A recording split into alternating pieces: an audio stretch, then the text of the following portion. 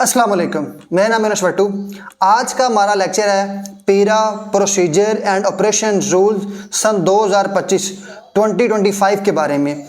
ये लेक्चर आप लोगों के लिए बहुत ज़्यादा इंपॉर्टेंट है। इंपॉर्टेंट इस हवाले से बहुत से बच्चों को ये नहीं पता होता कि सर ये जो ऑपरेशन एंड प्रोसीजर रूल्स हैं ये कहाँ से करने हैं, कैसे करने हैं। तो बच्चों, प्रोसीजर एंड ऑपरेशन रूल्स खुद पीरा ने दिए हुए हैं। अब बहुत से बच्चे कंफ्यूज होते हैं पीरा एक्ट और पीरा ऑपरेशन एंड प्रोसीजर रूल्स के बारे में। पीरा एक्ट सन 2024 में आया था, उसके ऑपरेशन एंड रूल्स सन 2025 के 5 अगस्त को मंजूर हुए। तो ये आपको पता होना चाहिए 5 अगस्त सन 2025 को पीरा ऑपरेशन एंड रूल्स पब्लिश होते हैं, जिस दिन से ये लागू होते हैं। आप लोगों को पता है कमेंसमेंट की डेट होती है, तो पीरा ऑपरेशंस एंड प्रोसीजर रूल्स की जो डेट है वो है 5 अगस्त। इस रूल्स के अंदर हम क्या क्या करेंगे वो हम शुरू करने लगे हैं। सबसे पहले आपको क्लियर होना चाहिए कि एक्ट और रूल में फ़र्क क्या है। अब जो हमारे पास सन 2024 के अंदर पीरा का एक्ट आया है, एक्ट के अंदर ये लिखा हुआ है कि पीरा जो डिपार्टमेंट है उसकी ज़रूरत क्या है, वो डिपार्टमेंट क्यों बनाया जा रहा है। वो डिपार्टमेंट जो पीरा बना है इसके जो मेन काम है इंक्रोचमेंट को ख़त्म करना, प्राइस को कंट्रोल करना, पीरा डिपार्टमेंट का ये काम है। और इसके अंदर कौन कौन से ऑफिसर शामिल होंगे, उनके जो हायरार्की क्या होगी, या डिस्ट्रिक्ट बोर्ड बनेगा, अथॉरिटी बनेगी, वो कौन कौन से मेंबर उसके अंदर होंगे, उनकी क्वालिफिकेशन क्या होगी, ये सारा चीज़ें एक्ट के अंदर बता दी गई हैं। बेसिकली जो हमारे पास डिपार्टमेंट है ना वो कैसे बनेगा, डिपार्टमेंट का काम क्या होगा, या डिपार्टमेंट जो हमारे पास है उसकी कंपोजिशन कैसे होगी, ये बताया गया एक्ट के अंदर। लेकिन जो रूल्स होते हैं ना वो बेसिकली होते हैं, या जो प्रोसीजर होता है उसका मतलब होता है कि वो डिपार्टमेंट काम कैसे करेगा। अब फर्ज करें हमारे पास एक्ट के अंदर बता दिया गया है कि हमारे पास एक एनफोर्समेंट ऑफिसर होगा, बता दिया गया। अब रूल्स के अंदर ये बताया जाएगा कि वो जो इन्फोर्समेंट ऑफिसर है वो कितना जुर्माना कर सकता है, वो किस तरह जाकर इंस्पेक्शन करेगा, या वो वापस आकर किसको जवाबदेह होगा। जो एक्चुअल वर्किंग है या जो किस तरह वो काम करेगा वो बताया जाता है रूल्स के अंदर। फर्ज करें आप घर में एक किचन बनाते हैं, आप किचन के अंदर आपको पता है क्या क्या चीज़ें रिक्वायर्ड हैं, आप वो सारी चीज़ें ले आते हैं। किचन के अंदर क्या क्या जो अलमारियाँ कैसी चाहिए आपको उसके बाद चूल्हा कैसा चाहिए, किचन किस डायरेक्शन में बनना चाहिए। अब जो किचन के अंदर कौन कौन सा मटेरियल रिक्वायर्ड है, उसकी कंपोजिशन कैसे होगी, वो सारे की सारी चीज़ें, या कौन कौन से बर्तन रिक्वायर्ड हैं, यूटेंसिल्स कौन कौन से रिक्वायर्ड हैं, वो आप ले आते हैं। अब ये सारी होगी उसकी कंपोजिशन, मतलब कितना वो चौड़ा होगा किचन, उसके अंदर कौन कौन से बर्तन रिक्वायर्ड हैं, कौन कौन सी खाने वाली चीज़ें रिक्वायर्ड हैं, वो आपने सारी ला के रख दी हैं। अब एक्चुअल में जो खाना बनना है वो कौन बताएगा, वो रूल्स बताते हैं कि फ़र्ज़ करें इतनी आपने चीनी डालनी है, चाय बनानी है, इतनी इलायची डालनी है, दूध डालना है, पानी डालना है, वो सारे के सारे बेसिकली रूल्स बताते हैं। या जो खाना आपने बनाना है, या जो आपने बिरयानी बनानी है उसमें कितने चावल डलेंगे, कितना गोश्त डलेगा, किस मिकदार में डलेगा, कब डालना है, तो ये सारे के सारे बेसिकल चीज़ें आपको रूल्स बताती हैं। तो ये हमारा एक्ट और रूल के अंदर डिफरेंस है। और इसी तरह हमारे पास जो पीरा एक्ट है वो बताता है कि डिपार्टमेंट की कंपोजिशन क्या है, और हमारे पास जो रूल्स हैं वो बताते हैं कि पीरा डिपार्टमेंट एक्चुअल में काम कैसे करेगा। फ़र्ज़ करें जो ईओएस ने पकड़ने जाना है या आईओ ने पकड़ने जाना है, वो कैसे जाएगा, वापस आके किसको जवाब दे होगा, कितनी देर में वो पकड़ेगा, कितनी देर में उसने मजिस्ट्रेट के सामने पेश करना, ये सारी की सारी चीज़ें एक्चुअल में जो काम वर्किंग कैसे होगी वो बताई जाती है रूल्स के अंदर। सबसे पहले बच्चों, अगर आपने अभी तक पीरा एक्ट के रिकॉर्डेड लेक्चर नहीं देखे तो YouTube के ऊपर हमारी एक प्लेलिस्ट बनी हुई है, उसको आप जाके यहाँ से देख सकते हैं। उसके अलावा जितने भी पीरा के रिलेटेड जो एक्ट हैं, या कॉन्स्टिट्यूशन है, या CRPC है, या जितने भी रिलेटेड लेक्चर्स हैं उनके लिंक मैं इस वीडियो के डिस्क्रिप्शन में दे दूंगा। अभी तक जो हमारे लेक्चर्स आ चुके हैं वो पीरा एक्ट के ऊपर आ चुके हैं। पीरा एक्ट मैंने पूरा पढ़ाया हुआ है, Punjab prevention of hoarding act के ऊपर आ चुके हैं, टेनेंसी एक्ट के ऊपर, कॉन्स्टिट्यूशन और CRPC के ऊपर हमारे कुछ लेक्चर्स आ चुके हैं। इसके अलावा मैथ के हैं, इंग्लिश के हैं, तो बच्चों वो आप लोग जाके लाजमी सुन सकते हैं, इससे आपकी तैयारी बहुत अच्छी हो जाएगी। और उसके अलावा जो पीरा का पेपर 3 है, बहुत से बच्चों के अंदर ये बहाम है कि जो 11 तारीख और 12 तारीख PPS ने दिए एग्जाम के लिए, वो 2 दिन जो एग्जाम होंगे वो किस चीज़ के होंगे, उसके अंदर कितना सिलेबस होगा, क्योंकि वहाँ पे लिखा हुआ है लॉज रिलेटेड टू पीरा। तो बच्चे इस वर्ड की वजह से बड़े कंफ्यूज हो रहे हैं। तो बच्चों 11 और 12 तारीख को जो पेपर होना है, जो PPSC ने पहले सिलेबस दिया था ना पूरा, जिसके अंदर 3 पोर्शन है। एक पोर्शन के अंदर हमारे पास लीगल इंटरप्रिटेशन और लीगल मैक्सिम्स हैं, और उसके अलावा हमारे पास दूसरे पोर्शन के अंदर पीपीसी है, सीआरपीसी है, और तीसरे के अंदर हमारे पास पीरा एक्ट और उसके रिलेटेड लॉज हैं। तो बच्चों ये पूरे का पूरा जो सिलेबस है ये सारे का सारा इंक्लूड होगा टेस्ट के अंदर। ये तीनों के तीनों पोर्शन जो आपकी स्क्रीन पे शो हो रहे हैं आपको, ये सारे इंक्लूड होंगे। आपने कंफ्यूज नहीं होना कि आपने सिर्फ पीरा एक्ट और उसके रिलेटेड जो शेड्यूल लॉज हैं आपने वो कर लेना और बाकी आपने छोड़ देना। तो आपने सारा का सारा ये सिलेबस करना है। तो इस सारे के सारे सिलेबस के ऊपर नोट्स अवेलेबल है। यूनिस इंस्टीट्यूट के थ्रू हमारा जो पेड ग्रुप है उसके अंदर हमने बच्चों को कंप्लीट नोट्स दिए हुए हैं और हमारे डेली बेस के ऊपर टेस्ट भी हो रहे हैं। आज हमारे पास 19 डेट है, 19 से हमारे लैंड रेवेन्यू एक्ट के टेस्ट शुरू हो गए हैं। लैंड रेवेन्यू एक्ट जो 1967 वाला है उसके आज 19 तारीख से टेस्ट शुरू हो रहे हैं। इससे पहले जो हम टेस्ट ले चुके हैं बच्चों से वो पीरा एक्ट के टेस्ट ले चुके हैं, Punjab prevention of hoarding act है, प्राइस कंट्रोल एक्ट है, कलोनाइजेशन एक्ट है, टेनेंसी एक्ट है, ये सब के टेस्ट हो चुके हैं। अगर आप आज या ये वीडियो जब देखेंगे, जब भी इनरोल करेंगे, तो आप पहले वाले सारे नोट्स भी ले सकते हैं और उसके अलावा आप लोग जितने टेस्ट हो चुके हैं वो भी आप ले सकेंगे। टेस्ट लिंक के थ्रू आपको मिल जाएंगे और आप उस लिंक को क्लिक करेंगे और अपने टेस्ट दे सकेंगे और आप चेक कर सकेंगे कि अब तक आपकी कितनी तैयारी हो चुकी है। और आज के बाद जितने टेस्ट होने हैं अगर आप उनमें एनरोल करना चाहते हैं तो ये आपकी स्क्रीन पे नंबर शो हो रहे हैं। आप इस नंबर पर रब्ता करके, ये व्हाट्सएप नंबर है, आप अपने आप को एनरोल करवा सकते हैं। और उसके अलावा बच्चों बहुत इंपॉर्टेंट चीज़ है कि इतने बड़े बड़े लॉज हैं, आप अगर खुद कर सकते हैं तो वेल एंड गुड। आपको एक एक वर्ड का पता होना चाहिए, आपको पढ़ना चाहिए। और उसके अलावा यूनिस इंस्टीट्यूट के थ्रू हमने आप लोगों के लिए एमसीक्यूज बेस्ड नोट्स बनाए इंशाल्लाह, जो हर सेक्शन को, जो हर एक्ट को, हर चैप्टर को, हर शेड्यूल को टारगेट करते हैं। और इंशाल्लाह अगर आप वो नोट्स कर लेंगे तो आपको कहीं और जाने की जरूरत नहीं पड़ेगी। आप लोगों के जो भी एमसीक्यूज होंगे इंशाल्लाह वो क्लियर होंगे। आप पहले एक्ट की वीडियो देखेंगे। देखिए जी, Punjab prevention of hoarding act के ऊपर मैंने लेक्चर बनाया हुआ है। 2 लेक्चर के अंदर मैंने पूरा एक्ट करवाया हुआ है, पूरा एक्ट जो ओरिजिनल एक्ट है। उसके ऊपर बाद में मैंने नोट्स के ऊपर भी एक वीडियो बनाई हुई है। आपको नोट्स की क्वालिटी के ऊपर भी आइडिया हो जाएगा कि किस क्वालिटी के नोट्स हैं और आपको वो कितना फायदा दे सकते हैं। तो बगैर किसी देर के शुरू करते हैं जी। हमारे पास आज का जो हमारा लेक्चर नंबर 1 है, ये हमारे पास रूल्स के ऊपर है, PERA procedure and operation rule सन 2025 के बारे में। अब देखें जी, सबसे पहले जो ये गज़ट के अंदर शाया हुए, ये 5 अगस्त सन 2025 को ये रूल्स जो हमारे पास ये एप्लीकेबल हुए। तो आपने इसकी कमेंसमेंट डेट लाजमी याद रखनी है।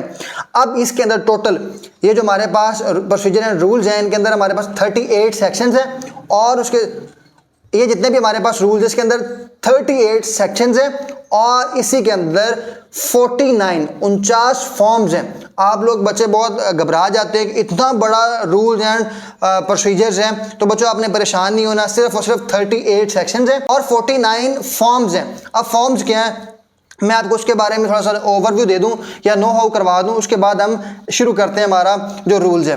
49 फॉर्म्स बेसिकली ये हैं कि कौन सा फॉर्म कौन सा ऑफिसर इशू करेगा।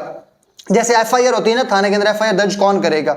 जैसे हमारे पास फर्ज करें किसी स्कूल के अंदर अगर बच्चे का दाखिला होना था, वो कौन फॉर्म जारी करेगा। इसी तरह 49 फॉर्म्स हैं जो डिफरेंट अथॉरिटीज शाया करेंगी। जैसे कुछ ऐसे फॉर्म्स होंगे जो हियरिंग ऑफिसर जारी करेगा, कुछ ऐसे होंगे जो हमारे पास एसडीओ करेगा।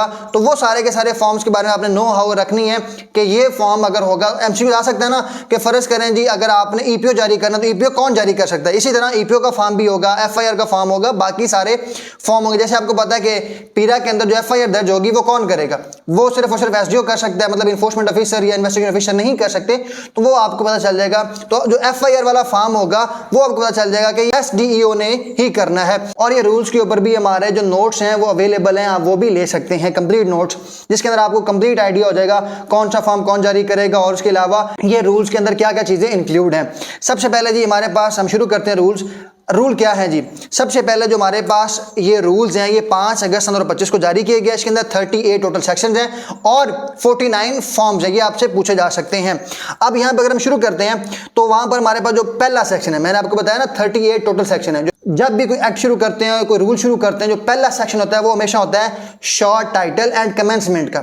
शॉर्ट टाइटल से मुराद क्या होता है कि उस एक्ट का या उस रूल्स का नाम क्या है, और कमेंसमेंट का मतलब होता है कि वो लागू किस दिन से हुआ। जो इसका शॉर्ट टाइटल है वो है PERA procedure and operation rules सन 2025। अब पीरा क्या, basically Punjab enforcement and regulatory authority procedure and operation rules सन 2025, ये इसका कंप्लीट नेम है। अगर एमसीक्यू आ जाता है तो आपको उसका कंप्लीट नेम आना चाहिए। उसके बाद ये नंबर 2 पर हमारे पास सेक्शन नंबर 1 के अंदर है कमेंसमेंट। तो ये किस दिन ये लागू हुए थे या कब ये लागू हुआ, एक दफ़ा में लागू हो गया या 6 महीने में या साल में, जिस दिन ये गजट के अंदर शाया हुआ उसी दिन ये लागू हो गया। तो यहाँ पे लिखा हुआ है they shall come into force at once. तो ये एक ही दफ़ा में, जिस दिन ये गजट के अंदर शाया हुआ उसी दिन ये पूरे पंजाब के ऊपर ये रूल्स लागू हो गए। अब पूरे पंजाब के लोग जो पंजाब के रहने वाले हैं इनको ये रूल्स मानने पड़ेंगे। ऐसा वो नहीं कह सकते कि हम इन रूल्स को नहीं मानते। जिस दिन ये शाया हुआ गजट के अंदर 5 अगस्त को उसी दिन ये लोगों के ऊपर लागू हो गए। उसके बाद नंबर 2 पे हमारे पास है डेफिनेशन। कुछ डेफिनेशन दी गई हैं तो हम डेफिनेशन कर लेते हैं। डेफिनेशन हमारे पास यहाँ पर सिर्फ 5 डेफिनेशन हैं। डेफिनेशन से मुराद ये है ये जो वर्ड्स दिए गए हैं ये बार बार एक्ट के अंदर इस्तेमाल होंगे और जहां पर ये इस्तेमाल होंगे इनका मतलब यही माना जाएगा। सबसे पहले जी हमारे पास डिपार्टमेंट है। डिपार्टमेंट का मतलब क्या होगा, अगर जहां पर भी ये रूल्स के अंदर अगर डिपार्टमेंट का नाम आएगा या डिपार्टमेंट का वर्ड आएगा तो आपको समझ जाना चाहिए उससे मुराद होगा means administrative department of government of the Punjab. जो पंजाब का एडमिनिस्ट्रेटिव डिपार्टमेंट है वो यहां पर माना जाएगा। उसके बाद है जी एविडेंस। अब दूसरी डेफिनेशन एविडेंस के बारे में। एविडेंस किसी भी तरह के एविडेंस, वो डॉक्यूमेंटेड हो सकते हैं। फर्ज करें आप एसडीओ हैं और मैं आपको आके एविडेंस डॉक्यूमेंटेड फॉर्म में दे दूं, या उसके अलावा वो जो हो सकते हैं वो डिजिटल एविडेंस हो सकते हैं, इंक्लूडिंग वीडियो फुटेजेस हो सकती हैं, ऑडियो रिकॉर्डिंग हो सकती हैं, ईमेल्स हो सकते हैं, सोशल मीडिया कम्युनिकेशन हो सकती है एंड मेटा डाटा हो सकता है। कोई भी किसी किस्म का डाटा वो आपका एविडेंस माना जा सकता है। उसके बाद फॉर्म से क्या मुराद है, वो कह रहे हैं means the forms appended to the rules. अब appended to the rules, appended का मतलब होता है जुड़े होने, ऐड होने। तो मैंने आपको बताया पहले इस रूल्स के अंदर टोटल 49 फॉर्म्स अपेंडेड है, लगे हुए हैं, जुड़े हुए हैं। तो 49 जो फॉर्म्स है इसके अंदर हैं। उसके बाद हमारे पास है रूल्स। अब रूल्स का मतलब क्या होगा, जहां पर भी वर्ड रूल आएगा तो उससे मुराद क्या होगा, PERA Punjab enforcement and regulatory authority procedure and operation rules सन 2025 ही वर्ड उसका मतलब होगा। फिर उसके बाद है शेड्यूल। शेड्यूल का मतलब क्या होता है, शेड्यूल से मुराद ये है means the schedule appended to the rules. इस रूल्स के साथ साथ अगर किसी और एक्ट का, किसी और सेक्शन का या किसी और मतलब हमारे कोड का अगर दिया गया हवाला तो ये मुराद यही होगा। मतलब फर्ज करें हम जब रूल्स पढ़ रहे होंगे, अगर हमको हवाला देना चाह रहे हैं पीरा एक्ट का जो सन 2024 में आया था, जो इसके अंदर लिखा हुआ है कि जी एक्ट से मुराद सन 2024 का एक्ट होगा, तो वो कह रहे हैं जो इस रूल्स के साथ जो ऐड होंगे शेड्यूल लॉज तो वो उनकी बात कर रहे होंगे। तो शेड्यूल से मतलब ये है। उसके बाद उन्होंने कहा है डेफिनेशन के अंदर इन्होंने एक और हेडिंग दी हुई है। अब इससे मतलब क्या है, इसका मतलब ये है वो कह रहे हैं अगर कोई ऐसा वर्ड जो इन रूल्स के अंदर लिखा हो लेकिन उसका मीनिंग ना बताया गया हो तो उसका मतलब वही होगा जो सन 2024 के एक्ट के अंदर उसका मतलब है। नंबर 3 पर है जी meeting of the board. Meeting of the board कैसे होगी या कौन बुलाएगा। सबसे पहले जी उन्होंने लिखा हुआ है कि जो मीटिंग ऑफ द बोर्ड है वो हर 3 महीने के बाद लाजमी होगी। हर 3 महीने के बाद मीटिंग ऑफ द बोर्ड लाजमी हो गया। बोर्ड से मतलब क्या है, तो ये पीरा एक्ट के जो नोट्स हैं मेरे या फिर पीरा एक्ट है उसके अंदर जो डिस्ट्रिक्ट बोर्ड है उसका सारा डिटेल दी हुई है और मैंने जो लेक्चर्स पढ़ाए हैं उसके अंदर भी वो सारे मैंने बताए हुए हैं। आप डिस्क्रिप्शन में जाके लिंक पर क्लिक करके वो सारे के सारे सुन सकते हैं लेक्चर्स और आप नोट्स के अंदर भी पढ़ सकते हैं। तो जो डिस्ट्रिक्ट बोर्ड है ना हमारा, डिस्ट्रिक्ट बोर्ड की वो कहते हैं मीटिंग हर 3 महीने के बाद लाजमी होगी, 180 दिन के बाद लाजमी होगी। अब जब भी मीटिंग कॉल करनी होगी ना तो मीटिंग कॉल करने से पहले 3 दिन पहले बताया जाएगा कि 3 दिन बाद मीटिंग होनी है। जो सेक्रेटरी होगा बोर्ड का वो कन्वे करेगा तमाम बोर्ड के मेंबर्स को कि मीटिंग किस दिन होगी, उसका टाइम क्या होगा, मीटिंग का एजेंडा क्या होगा, वो सारी चीज़ें वो कह रहे हैं वो 3 दिन पहले ही जारी कर दिया जाएगा ताकि सब लोगों को पता चल जाए कि मीटिंग फलां डेट को है, फलां टाइम पर है और फलां एजेंडे के ऊपर मीटिंग होनी है। अब ये पॉइंट नंबर 1 इसी के अंदर मीटिंग ऑफ द बोर्ड के अंदर। अब यहाँ पर इसके अलावा एक और भी पॉइंट बड़ा इंपॉर्टेंट है, वो इसी सेक्शन के अंदर जो मीटिंग ऑफ द बोर्ड है पॉइंट नंबर 2 के अंदर कह रहे हैं कोई स्पेशल मीटिंग अगर कॉल करनी हो वो मीटिंग कौन कॉल कर सकता है, वो बोर्ड भी कर सकता है या चेयरपर्सन भी। बोर्ड से हमारा डिस्ट्रिक्ट बोर्ड होगा, चेयरपर्सन से मुराद कौन है, वजीर आला होगा जो सीएम पंजाब होता है। वो कहते हैं वो इमरजेंसी मीटिंग भी कॉल कर सकते हैं या कोई स्पेशल मीटिंग भी कॉल कर सकते हैं। तो जब स्पेशल मीटिंग कॉल की जाएगी वहां पर 180 दिन का पूरा होना लाजमी नहीं है। वहां पर ये जो 3 दिन पहले बताना है ये भी लाजमी नहीं है क्योंकि जब मैटर है वो अब इमरजेंसी मैटर है। फर्ज करें को आज मैटर इमरजेंसी वाला हो गया है और आपने कल मीटिंग रखनी है उसके ऊपर, तो आप फिर ये इंतजार नहीं करेंगे कि मैं मतलब आज बता दूं और 3 दिन के बाद मीटिंग करूं, तो ऐसा नहीं होगा। अगर कोई इमरजेंसी या स्पेशल मीटिंग कॉल की जाती है तो उसके लिए जो टाइम पीरियड है बताने का ये कम या ज़्यादा किया जा सकता है। अब इसी मीटिंग वाले सेक्शन के अंदर हमारे पास पॉइंट नंबर 3 है कि ये जो सारा मीटिंग का टाइम पीरियड है, मीटिंग का एजेंडा है, मीटिंग की डेट है, ये कौन बताएगा। जो अगर हम बोर्ड की बात करेंगे तो बोर्ड के अंदर भी एक सेक्रेटरी होगा, वो कन्वे करेगा मेंबर्स को। अगर तो अथॉरिटी के अंदर भी एक सेक्रेटरी होता है, तो जो सेक्रेटरी होगा वो कन्वे करेगा मीटिंग का टाइम क्या है, डेट क्या है और किस एजेंडा के ऊपर मीटिंग होनी है। और उसके अलावा हमारे पास जो पॉइंट नंबर 4 है ना, अब ये बड़ा इंपॉर्टेंट है, आपको समझना चाहिए इस पॉइंट नंबर 4 के अंदर क्या कह रहे हैं। पॉइंट नंबर 4 के अंदर वो कहते हैं कोई बोर्ड या फिर chairperson may require any committee or its member. वो कहते हैं कि कोई बोर्ड है या फिर कोई चेयरपर्सन है, उसको कोई किसी कमेटी की जरूरत है या फिर किसी मेंबर की जरूरत है या फिर किसी एम्प्लॉय की जरूरत है, वो अपनी टेरिटोरियल जो जुरिस्डिक्शन है, जो उनके दायरा कार है, जो उनका हदूद है, वो वहां से किसी भी बंदे को, किसी भी कमेटी को या फिर किसी भी मेंबर को या किसी एम्प्लॉय को अपनी जो मीटिंग होनी है उसके अंदर बुला सकते हैं, उनसे मशवरा ले सकते हैं, उनको अपना पॉइंट ऑफ व्यू बता सकते हैं। लेकिन कोई भी फैसला जब होगा उसके फैसले के अंदर उनका वोट कास्ट नहीं किया जाएगा।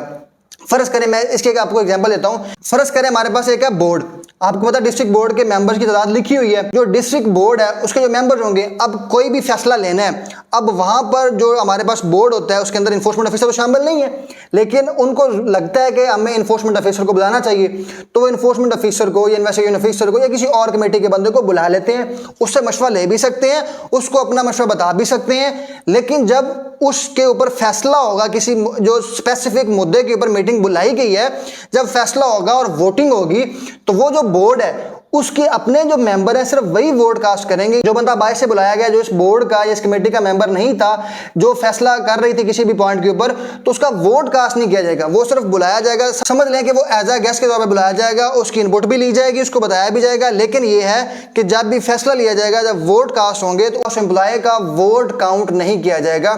फिर हमारे पास सेक्शन नंबर 4।